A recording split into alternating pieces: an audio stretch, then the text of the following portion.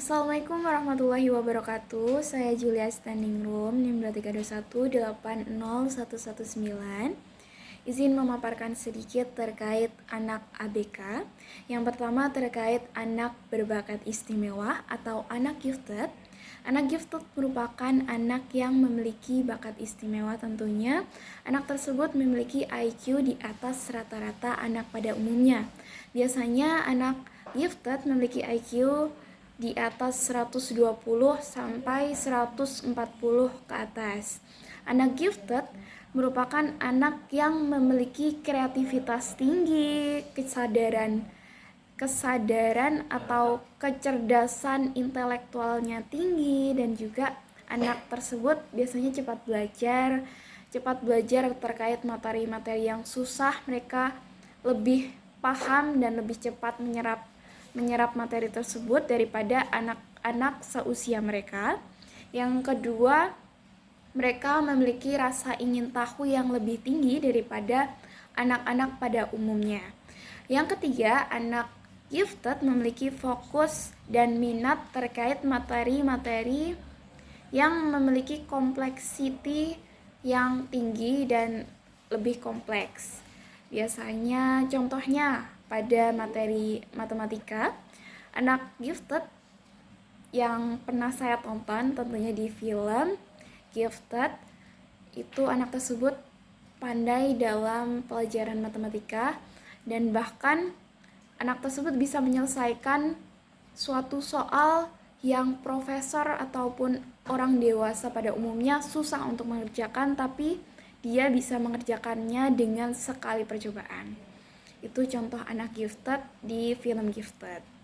Untuk selanjutnya, karena mereka memiliki IQ di atas rata-rata pada umumnya, tentunya mereka merasa bahwa mereka berbeda daripada anak-anak seusianya. Dan karena itu mereka biasanya untuk sosialnya sedikit kurang bisa masuk ke anak-anak seusia mereka. Karena itu diperlukannya dukungan dari orang tua maupun lingkungan sekitar yang mengetahui bahwa anak tersebut termasuk dalam kategori anak gifted. Selanjutnya, karena mereka sosialnya kurang, mereka juga sering bosan ketika diberikan materi pada anak seusianya. Misalnya di SD, mereka sudah mengetahui nih materi tersebut, jadi mereka merasa bahwa sekolah itu membosankan ketika materi tersebut mudah, mereka anggap mudah. Karena itu perlu penanganan dari orang yang mengetahui dan perlu penanganan yang tepat terkait anak-anak berbakat istimewa tersebut. Supaya apa? Supaya mereka bisa berkembang dan bisa memaksimalkan potensi diri mereka dan tidak salah ataupun tidak minder dengan anak-anak yang lain. Untuk yang kedua itu terkait apa saja sih teknologi yang bisa membantu anak-anak tunadaksa.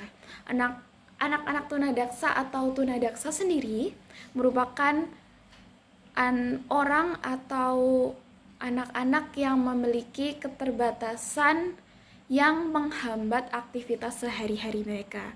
Misalnya mereka memiliki keterbatasan di tangan mereka. Mereka hanya memiliki satu tangan, dan satu tangan itu bisa terjadi ketika mereka dalam kandungan, kehamilan, dan pada saat kehamilan, dan juga setelah kehamilan atau ketika mereka mengalami kecelakaan, itu bisa disebut sebagai tunadaksa.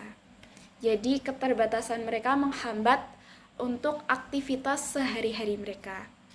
Dan untuk teknologinya sendiri yang bisa membantu mereka dalam kehidupan sehari-hari itu ada 3.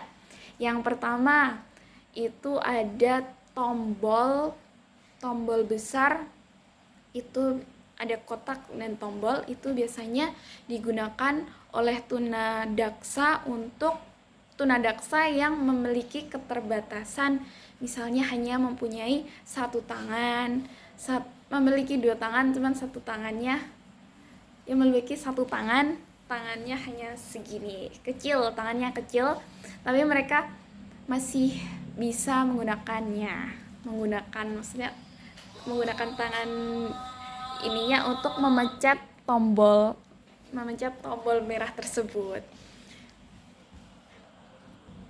Jadi motorik mereka itu terbatas. Jadi mereka bisa menggunakan sikunya atau kepalanya atau kakinya untuk memencet tombol tersebut. Yang kedua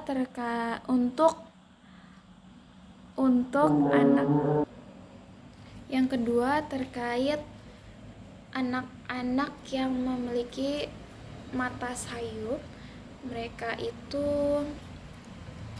Mata sayup itu atau bahasa lainnya lumpuh mata. Mereka bisa menggunakan mata mereka atau kedipan mereka untuk di komputer, dengan artian kedipan mereka itu berarti klik untuk komputernya. Jadi mereka bisa menggunakan sensor mata untuk menggantikan tangan mereka. Yang ketiga ada voice yang bisa digunakan atau pengenal suara yang bisa digunakan di HP itu untuk anak-anak yang memiliki keterbatasan fisik tapi mereka bisa berbicara dengan jelas. Jadi mereka menggunakan voice atau ucapan mereka sebagai ganti dari tangan mereka. Jadi di HP kan ada sistem atau pengaturan yang bisa menggunakan voice dijadikan teks atau menyuruh asisten yang ada di HP itu. Mereka biasanya menggunakan voice itu untuk membantu kegiatan sehari-hari mereka. Misalnya ketika mereka ingin membuka WhatsApp ataupun mereka ingin mengirim pesan ke temannya, mereka bisa menggunakan voice note di WhatsApp untuk bisa lebih membantu mereka untuk berkomunikasi dengan teman-temannya. Jadi ada 3 teknologi yang biasanya teman-teman tunadaksa sering kali digunakan dalam kehidupan sehari-hari. Yang pertama tadi ada tombol adaptif atau switch access. Yang kedua ada pelacak gerak mata atau eye tracking yang bisa digunakan di HP ataupun di komputer. Yang ketiga ada perangkat pengenal suara atau voice to text. Untuk yang selanjutnya saya ingin menjelaskan terkait apa sih pengaruh pendekatan ataupun pengaruh etnopedagogik budaya lokal dalam pengajaran anak-anak berkebutuhan khusus. Anak-anak berkebutuhan khusus tentunya tinggal di lingkungan sekitar kita, ada di lingkungan sekitar kita. Karena itu perlunya pendekatan etnopedagogik itu sangat-sangatlah diperlukan. Karena apa? Karena pendekatan etnopedagogik itu bisa lebih cepat sampai ke anak-anak karena ya mereka tinggal di daerah sini, pasti mereka sudah familiar dengan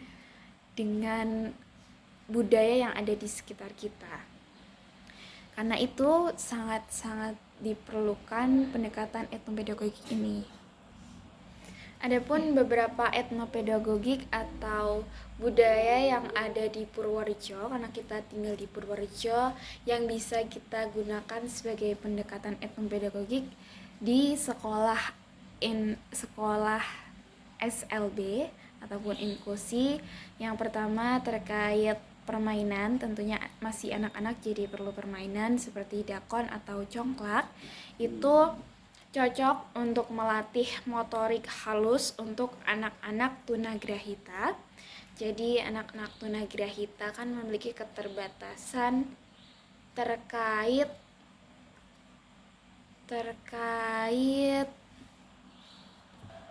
memiliki IQ di bawah rata-rata pada anak seusianya.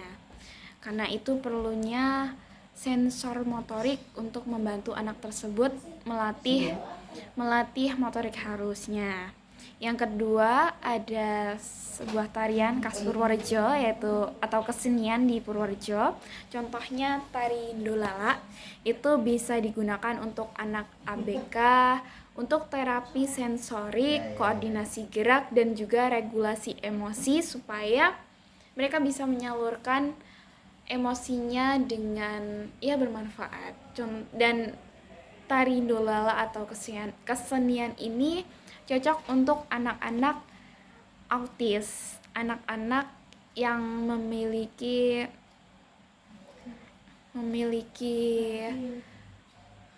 anak-anak autis yang memiliki kemampuan yang lebih memiliki gangguan syaraf ataupun dia biasanya emosinya tidak terkendali. Jadi tari ataupun kesenian tersebut bisa meluapkan emosi atau menyalurkan emosinya dengan lebih terarah dan lebih terkendali.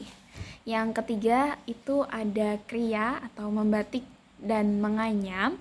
Itu bisa digunakan untuk anak-anak melatih konsentrasi dan juga melatih kemandirian untuk masa depan yang akan datang. Misalnya semakin bertambahnya usia atau semakin bertambahnya kelas mereka akan dibuat lebih mandiri tentunya, tergantung kebutuhannya dan perkembangannya. Jadi perlunya sebuah proses kemandirian itu salah satunya contohnya dengan pembuatan sebuah karya seni. Dan untuk anak-anak ABK bisa menggunakan sebuah membatik ataupun menggambar ataupun menganyam yang mudah-mudah saja. Selanjutnya terkait bagaimana cara kita menghadapi atau mendampingi orang tua yang masih denial bahwasannya anaknya itu termasuk anak tunawicara. Yang pertama, terkait orang tuanya sendiri, kita tidak bisa menyalahkan secara sepihak orang tuanya karena wajar sikapnya begitu untuk di awal. Itu merupakan reaksi yang alami untuk orang tuanya. Jadi orang tua yang merasa denial atau tidak percaya bahwa anaknya adalah salah satu anak berkebutuhan khusus itu hal yang wajar dan kita harus pahami dan kita tidak boleh judge di awal karena itu termasuk ke dalam ranah tahap duka dari orang tua yang ada di penjelasan teori tahap duka Kubler-Ross. Jadi di teori Kubler-Ross ada 5 tahap. Yang pertama denial atau melewati fase penolakan. Yang kedua, fase penolakan itu di awal. Yang kedua itu tentunya setelah fase penolakan ada fase marah. Setelah fase marah ada fase tawar-menawar bahwa orang tuanya sudah masih tawar-menawar nih. Kenapa harus seperti itu, tapi sudah mulai sadar. Itu ada di tahap fase tawar-menawar. Yang keempat ada di fase depresi karena belum bisa menerima. Setelah fase depresi tentunya masuk ke fase penerimaan. Jadi orang tua tersebut ada di fase tahap pertama menurut teori tahap duka Kubler-Ross. Jadi itu adalah hal yang wajar tapi tetap harus kita berikan pendekatan dan kita berikan penjelasan agar orang tuanya bisa menerimanya dan memahami situasi tersebut supaya bisa bertindak dengan tepat dan benar. Karena itu, kita sebagai praktisi wajib memberikan pendampingan dan penjelasan supaya orang tua anak tuna wicara tersebut bisa memahami bahwasannya anaknya itu bukan penyakit yang harus disembuhkan total, tapi anak tersebut adalah anak biasa yang memerlukan penanganan khusus dari orang yang memahaminya. Karena itu, kita harus fokus pada solusinya, bukan hanya berfokus pada masalahnya.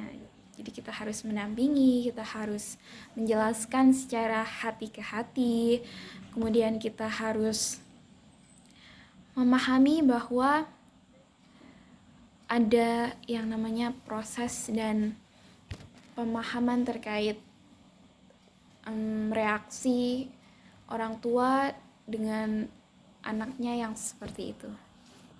Kita harus menekankan bahwa anak tunawicara itu sebenarnya yang terhambat itu hanya pada organ artikulasi atau suaranya. Bukan berarti anak tersebut tidak cerdas.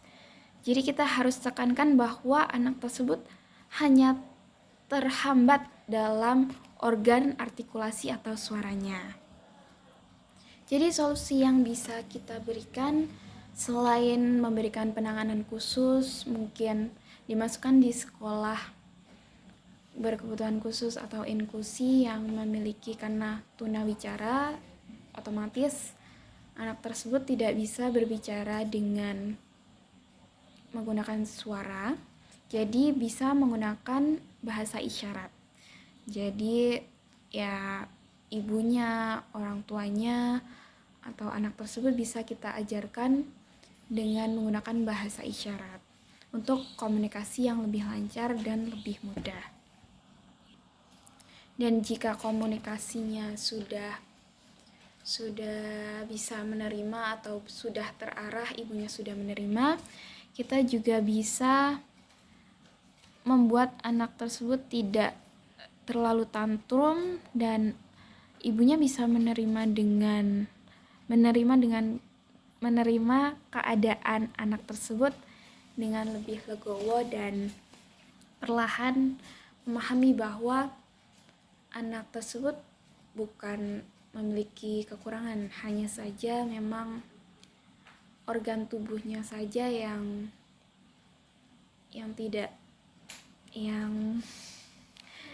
tidak bisa atau terhambat seperti itu. Lanjut ke yang terakhir terkait rekomendasi untuk anak ABK, itu cocoknya ke sekolah inklusi, SLB, atau homeschooling. Jadi menurut saya itu tergantung dengan hambatan dan hasil asesmen dari anak ABK tersebut. Jadi tidak bisa langsung dimasukkan ke ini cocoknya ke SLB atau homeschooling ataupun ke sekolah inklusi. Jadi itu tergantung dengan kebutuhan anak-anak ABK tersebut. Misal karena apa? Karena sekolah itu harus membantu dan memberikan rasa ataupun memberikan kenyamanan untuk anak tersebut bertumbuh dengan inklusi yang setara dan menjamin tidak adanya eksklusi sosial terkait anak ABK. Jadi tergantung pada hambatan dan keterbatasan atau hasil asesmen anak ABK tersebut. Misalnya untuk anak ke SD inklusi itu cocoknya anak ABK yang memiliki hambatan ringan sampai sedang. Karena apa? Karena kalau hambatan ringan ke sedang kan masih bisa menyesuaikan anak-anak pada umumnya. Karena sekolah inklusi kan menerima anak ABK yang di sekolah reguler. Jadi biasanya anak ABK yang di sekolah inklusi itu memiliki hambatan yang kategori ringan ke sedang. Contohnya tunarungu ringan ataupun autis ringan. Itu bisa masuk ke sekolah inklusi. Yang kedua untuk sekolah SLB, tentunya sekolah SLB, sekolah luar biasa itu bisa anak-anak ABK itu yang dengan tahap kategori sedang kategori berat atau ganda. Jadi gandanya itu misalnya tunarungu dan tunarungu total, misalnya seperti itu. Jadi sekolah SLB bisa ada guru yang memahami bahasa isyarat, jadi lebih bisa dikontrol dan juga ada pendampingan guru khusus. Untuk SLB sendiri itu memiliki fasilitas yang memadai untuk anak-anak dengan kebutuhan atau hambatan yang ganda atau dalam kategori berat. Jadi ada guru pendamping dan juga fasilitasnya memadai. Jadi cocok untuk anak-anak dalam kategori berat atau ganda. Untuk yang terakhir itu ada homeschooling. Untuk homeschooling sendiri itu cocok untuk anak-anak yang memiliki kondisi memiliki kondisi medis yang rentan. Jadi anak-anak tersebut misalnya sistem imunnya itu rendah, jadi gampang sakit ataupun gampang ngedrop. Jadi kalau di homeschooling kita bisa menyesuaikan dengan jadwal terapi mereka. Jadi lebih private dan bisa menyesuaikan jadwal mereka. Untuk homeschooling sendiri ini menjamin lingkungan yang aman dan 100% terkontrol dan juga bisa menyesuaikan terapi belajar anak. Untuk homeschooling ini biasanya digunakan untuk anak-anak yang memiliki trauma berat ataupun ya itu tadi kondisi medisnya yang rentan. Mungkin cukup sekian, jadi rekomendasi sekolah dari saya itu tergantung kondisi dan kebutuhan hambatan anak-anak ABK tersebut. Jadi kita tidak bisa memastikan ataupun langsung memilih nih cocoknya ke sekolah ini atau dengan acak ataupun dengan ya udah masuk ke sekolah ini aja, itu tidak dibenarkan seperti itu. Mungkin cukup sekian dari saya, kurang lebihnya saya mohon maaf. Wassalamualaikum warahmatullahi wabarakatuh.